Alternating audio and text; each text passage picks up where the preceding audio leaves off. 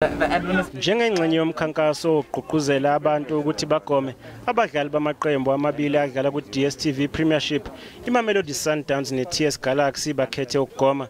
Lolu hlelo luqale komkhulu leSundowns iGlory Cup, lapho abadlali abafana noPeter Shalulile, uGustin Sirino kanye noRivaldo Khutsiye begome okokuqala. I think it's been about 30 minutes since I got jabbed. I still feel fine.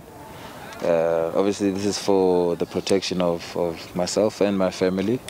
And most importantly is to try and make sure that things can go back to normal, slowly but surely. And obviously for the fans as well, you know, if they can be able to do the same, then it's a step closer for them to come and watch us play.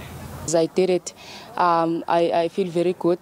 I'm feeling normal. There's no changes or anything, so I think it's a good thing for them to go out there and do it. But they are not doing it only for themselves, but for their families as well, and for people out there, especially the people who are supporting football. To vaccinate and to choose to vaccinate is a person's choice, and we have had many players who have chosen to vaccinate of their own choice, and now at this point it was the effect of seeing others. You know, this is what it's all about, really. You see those next to you.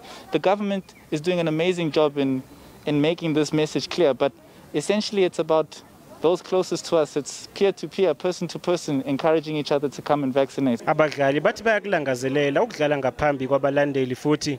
Uhulumeni uthi ukugomela iCovid-19 iyona yodwa indlela ezovumela abalandeli ukuba baphindele einkundleni zemidlalo. We want to return through vaccination to the things we love. We want to return to the stadium. We want to fill up the stadium.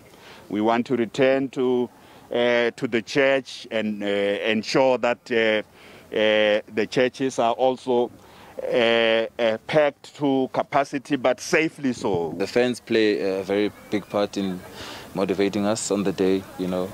But yeah, I mean, it would be extra motivation if they would actually come back, make things a lot more easy. Because like the Premier said, that our Sundowns fans sing, you know, for 90 minutes. So extra motivation for us. Abalandeli bebhola lezinyawo kanye neminye imidlalo selokhu bagcina ngondasa wangonyaka odlule einkundleni, kanti kuhloswe ukugoma izakhamuzi ezanele ngaphambi kokuhlasela kwehlandla lesine lokubhebhetheka kwaleli gciwane.